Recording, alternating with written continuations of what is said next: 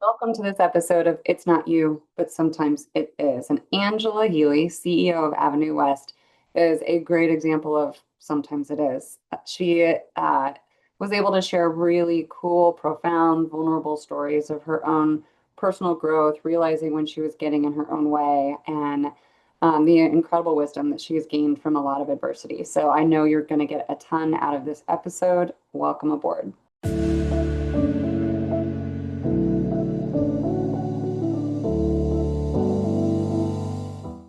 Welcome, friends, to this episode of It's Not You, but Sometimes It Is, where I get to talk to incredibly skilled C-suite professionals about the crazy things they've been through and what they've learned, and even mistakes they've made as they have grown into the awesome C-suite professionals that they are. And today I am so excited to have Angela Healy. Angela is the CEO of Avenue West in Denver.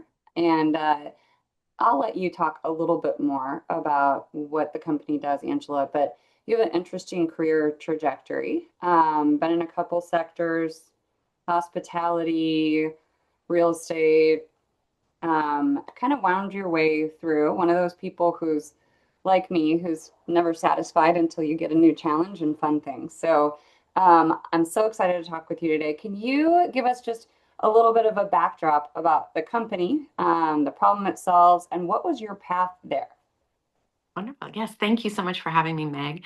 So our company is Avenue West, and we focus on fully furnished rentals for corporations. So 30 plus day stays for their relocating employees or traveling assignments. And my trajectory, so I actually started in commercial lending, worked for three banks, First Interstate Bank, Wells Fargo, and Silicon Valley Bank. And eventually, after about 10 years of that, decided, I think I want to get into real estate, joined Avenue West, and eventually purchased Avenue West. So became my own boss at that point, which was wonderful.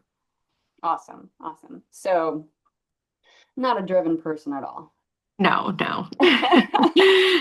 Um, so, we found each other because of both of our shared interest on the culture and people side of things. And as you have wound through these different companies and these different roles, can you tell me about an unexpectedly difficult kind of people or cultural situation that you've encountered? And how did you overcome it? What did you learn from it? Yes. So I have always prided myself on really having a family atmosphere. We're a small company, and we all very much care for each other first. Mhm. And then in doing so, everyone really tries to produce for the company. When you're talking about a hospitality, it's all about the people connections and the service that you're offering to those people. And we were running at a great pace, and wham, we hit a brick wall with COVID. If you think about fully furnished corporate housing, you're housing people on assignments, and in COVID, all of the corporations suddenly called all of their employees back home. We're not going to be out in the field anymore. Everyone come back home. And so we went from being completely full to the next day being completely empty. And as a company, me personally, obviously that hit me very hard because all of a sudden we don't have guaranteed revenue coming in. How are we going to be able to keep all of our employees employed? And how is everyone going to survive this? So it definitely hit me very hard. And we ended up having to let go about 25% of our workforce, which was very difficult for me. It's always hard to even when you have to fire somebody because of performance or cause or something, but to have to let them go for something that they didn't even do or create a problem, or it was just a matter of the economy. And that really kind of ripped my heart out. That was probably the hardest thing I've ever done in my life. Mhm. Um, what did I learn from it? I learned that I could be resilient, even though this happened and these employees had to be let go, I'm still friends with several of them. And they made a pivot in their own career and they were able to get up on their own feet as well. And so just because it wasn't me controlling their environment and, how am I going to be able to help this person, it ended up in the long run being a blessing for them as well. And so I had to take myself out of it Yeah. and realize that I'm not the one pulling all the strings. There is something else bigger and greater than me. Um, and they were able to land on their feet just fine, even though I couldn't see that path at the time. That's, it's a really wild situation that you were in and a big Mhm. example. But actually, like, I think that that's a really important lesson for all of us to think through where we tend to catastrophize things. And in C-suite roles, we feel like we have the weight of the world, everything's up to us, Mhm. it's all on our shoulders. Yes. And we think, oh, this can't happen. I can't get to a place where I have to make these kind of cuts. And in reality, you're just forecasting all of this Yeah. negativity on it when people are resilient. And if you've done a good job of investing in your people and developing them, then they're probably ready for a Yeah. next step in their career. And so, Yes. I think catastrophizing is something I've done a lot in my Mhm. life. And it's so much healthier to remember like there's meaning in this and the universe has our back, that things Yes. tend to work out. We'll be Mhm. okay. You do the right things, you do right by people, and stuff works out. Right. Mhm. Yeah. That you had to learn that Yes. lesson a really hard way, but Yes. Very much so. But we learned from it. I definitely found that over the next couple of years, that was really weighing on me quite a bit. And, I stopped taking care of myself. mm, And then more recently, I found that I can't continue on that path. I have to take care of myself mhm, in order to take care of other people. yeah, And I think as mothers, especially, a lot of times we're trying to take care of all the kids, the family, the dog, whatever it might be. We're always putting everything else first. mhm, And sometimes, you've got to stop and be a little bit, and I don't want to call it selfish because it isn't selfish. If you're helping yourself and you're putting your best foot forward when you're in a good place to be able to help others better. yeah. So that was a big lesson over the last 5 years since COVID. So This theme comes up a lot of just having a lot of grit and being selfless. I don't think it's healthy to be selfless. Think of that word. mhm. I have Yeah, no self. I'm just yeah, here for other people. That's really yes, unhealthy. it is. And on a personal level, it took me having a kid to Mhm, make me understand what I was really doing when I was gritting through things, taking all the hits, taking on too much, putting other people first. And then I looked at this little baby I had and I said, I wouldn't want this life for him. So why am oh I doing this yes. to myself? What, Mhm, like, I have to love myself as much as I love him. And it was mhm. a profound aha moment. And I Yes, showed up better for other people when I did less and I took better care of myself. And yeah, what do you know? People are capable. I didn't need to be doing yes. all that for them. Exactly. You find that they step up and they Yeah. really find their own self and give Yeah. them an opportunity to really show and shine who they are. Yeah. Mhm, mhm, So, as we become wiser, we have all these big life lessons and it shapes who we are as a leader. So, I mhm, have a question for you about what has shaped you as a leader, not necessarily these moments of wisdom, but watching other bad leaders. I mhm. think a lot of what I do personally as a leader is in reaction to not wanting to be like bad bosses I've had. Yes, Can you give yes. me an example of something that you've learned from a bad boss? And also, do you think bad bosses are fixable? Okay. So I would say very early on in my career, I was working for a banking institution that was in the middle of a merger, and we were the ones being bought. And I watched my manager use all of us as pawns to get her a better position in the new company. And I'm sure, I mean, I think about it now and I'm like, she's doing what she can do to survive, to do what she needs to do for her family. But at the time, it was very impactful for me. I was in my 20s, and I definitely felt very used, and it was very hurtful. And she did get that amazing position that she was vying for. And then I left that bank because I did not want to be a part of that anymore. And I think in the long run, I heard, about a year later, she was let go. And I think it was because she lost all of the trust of all of the people. I had really respected her before that. Mhm. And so I think that in hindsight, she might have done something differently. And I do think she probably learned a lesson from that. So I do think people can change. You have circumstances that hit you and knock you sideways, Mhm. and you have no choice but to learn from them.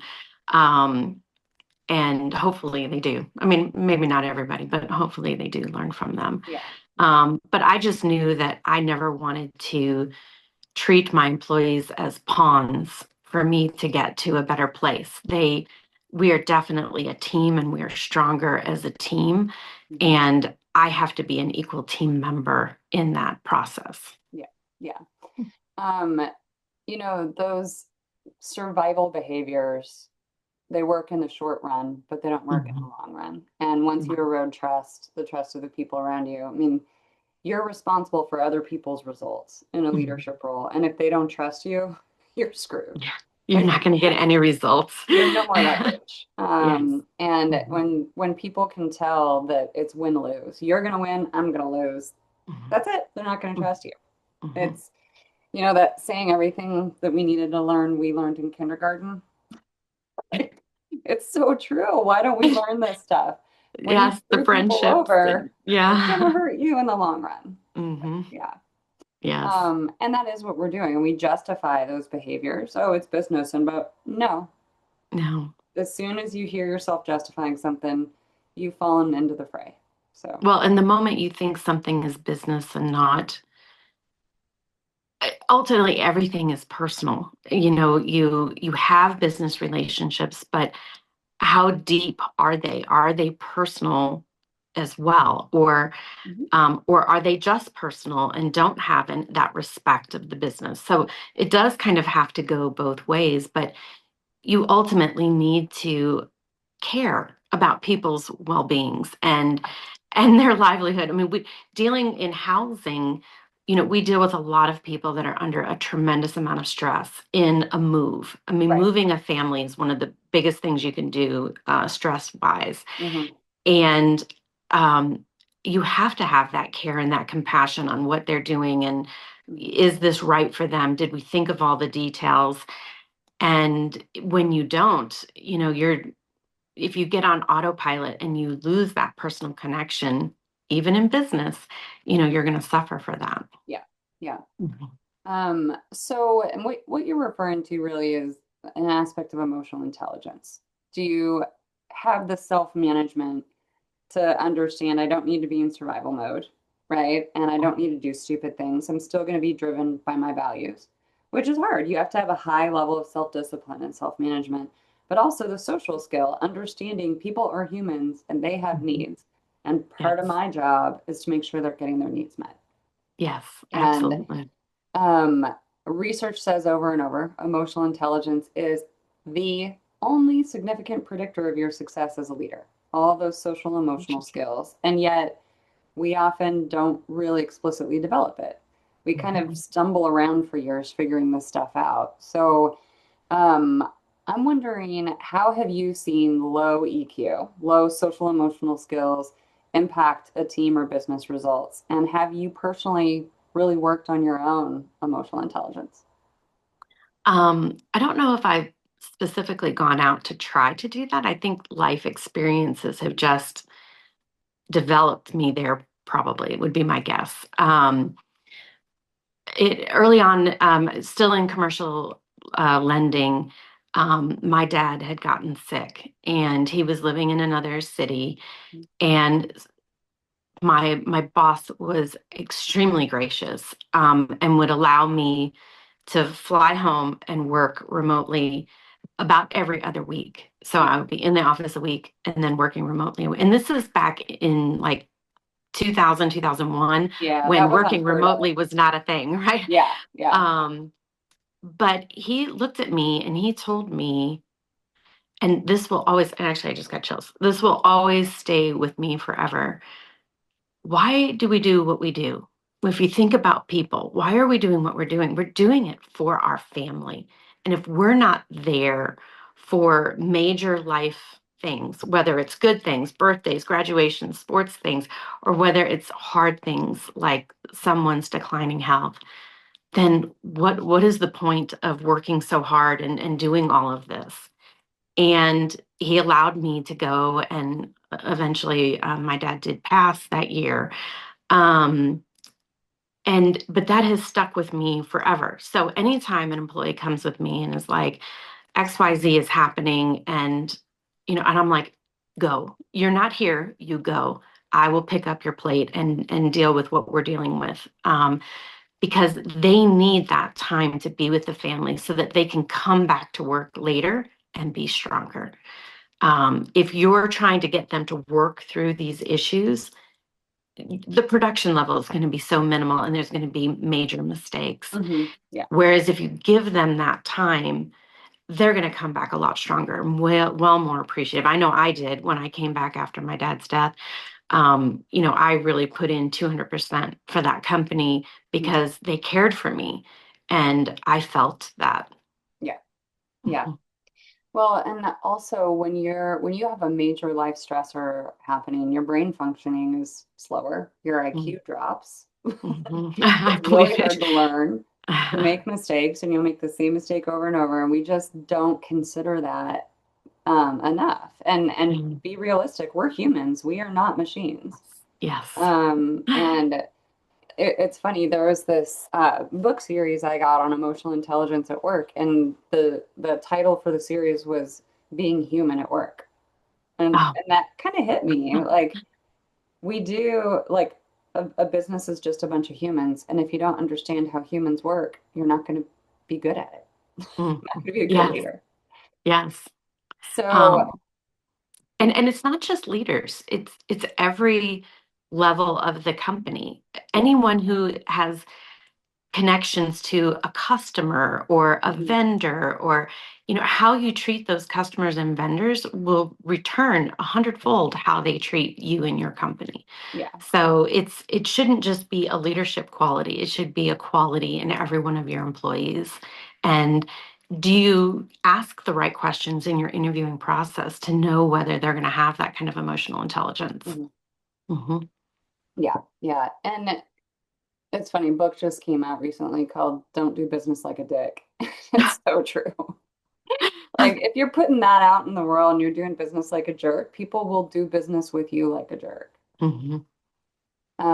So you know the saying, sometimes we're our own worst enemy. Can you talk about kind of a key learning moment you had as you were progressing in leading high performing teams when you realized you were really battling some trait, gap, or blind spot within yourself, an old approach, mindset? What did you learn and what did you carry forward from that experience? Yes, I was definitely internalizing a lot, and really not willing. I don't know if willing is the right word, but I had a lot on my plate and it was my plate. You do your plate, I'm going to do my plate. And I really wasn't allowing others to come in and help with certain things that I felt were this is the CEO role and I need to be doing this and this is mine. Um, and I was definitely internalizing it. I was getting sick. I was having a tremendous amount of anxiety and anxiety attacks. Ended up in the hospital at one point. And it took some of those anxiety attacks to really kind of wake me up and say, whatever path you're on is obviously wrong. So we need to figure this out. And it came to, and I had, I was in Vistage. I've had a lot of CEO groups, which are wonderful. If you are a CEO, you need to be in a CEO group. Doesn't matter which one, just get in one because you need to be able to talk to other people on your level about things that you can't talk to your employees about. Absolutely. And they are the by far worth the money. And they're telling me, you've got to learn to delegate. You've got to learn to allow other people to make mistakes with something you feel is very valuable so Mhm. that they can learn and begin to help you.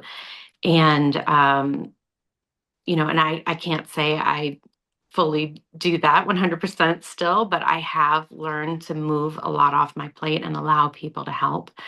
And, the anxiety, the stress levels have significantly gone down, Mhm. and the overall performance of the company is significantly improving. My health is improving.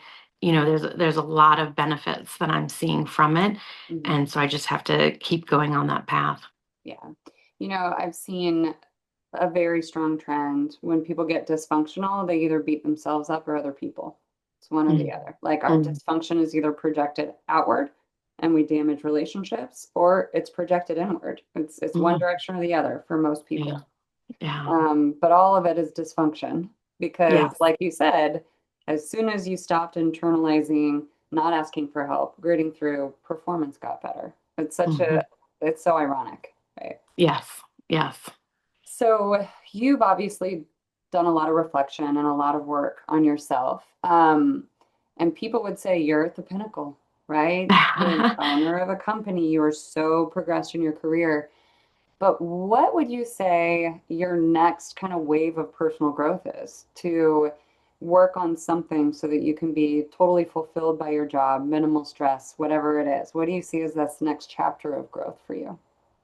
So the next area that we're working on improving, because we're very much hospitality, high touch, but there is this thing over here, AI, that's coming in, and how do we adapt that without losing the personal touch, Oh, yeah. Yeah. so that everyone can be more productive in what they're doing? And so we've started off, working on different softwares that will help my team be more productive. And that's really where I kind of see the next level is, can we kind of stay the same size team, but grow larger Yeah. because we have AI helping us. Yeah. So I'm not talking about getting rid of anybody. I definitely love and want and will keep my team, but how can we be more productive in what we're doing by utilizing the technology that's coming around? That's exciting. It's Hmm. really exciting. It Yeah. is. All the opportunity that it brings. I know Hmm. I actually hired someone to come in and help me just look at how I was running things, where I was Hmm. spending my time. Hmm. And then she told me, here's what AI could be doing for you. Let's set up Oh, some nice. skills and it is saving me 4 to 8 hours a week. That's And it's great. not that I'm That's great. working not less, but I'm getting to do cool side projects and fun things, have more time for things like podcasts, right? Like we get to Yes. be more creative. We get to Hmm. invest more in the things we've kind of always wanted to do for the business but haven't, Yes. and grow without feeling that strain of having to Mhm. hire and train people. It's really exciting. Yes. Yes. And I also think that 80% of what we do is probably mundane tasks, and Right. 20% is exciting. Yeah. And so, how using technology can we flip flop that where we're getting to do 80% exciting things in a day? I mean, that's really energizing Yeah. because when you're excited about what you're doing, then you want to do more of it and you want to. Right. So, You're yeah, actually so, much more productive when you've got that hmm. energy. Well, Hmm. yeah. Yes. So, and you're still a relatively small team. Do you feel like your leadership team is optimized for where the company is going to be in 5 years? I do think we're in a very good place. We've really kind of streamlined several pieces. If we get to the point where we're growing faster than I had envisioned, yeah, we might bring someone else in, but I think we're in a pretty good space at the moment. Cool. Cool. So, my last question for you, Angela, is if you could go back in time and talk with you 10 or 15 years ago, what is the most important advice you would give yourself? Mm. Reduce your stress early. um, if something is really causing that much stress, it needs to get out of your life. Or you need to figure out a way to get through that. Ending up in the hospital with anxiety attacks is not I want to be here for my children and my grandchildren and my maybe someday great grandchildren if I could. But, I want to experience life and I want to experience it with my family. And I can't do that if I am so bogged down in all this stress that I can't even get to the point where I'm enjoying being with my family. So, stress less. Absolutely. And that is wisdom I need to be reminded of all the Mhm. time. And, sometimes it is about reducing the stressors, and sometimes it's about changing your beliefs around things so that they don't stress you out as much anymore, right? Yes, Like we yes, create a lot of our own stress, and very much so. yeah, you've demonstrated that Mhm. for us. So, Angela, thank you so much for Thank having this you. fun conversation, sharing all of your words of wisdom. It's been a total joy to do this with you. Yes. Thank you so much, Meg.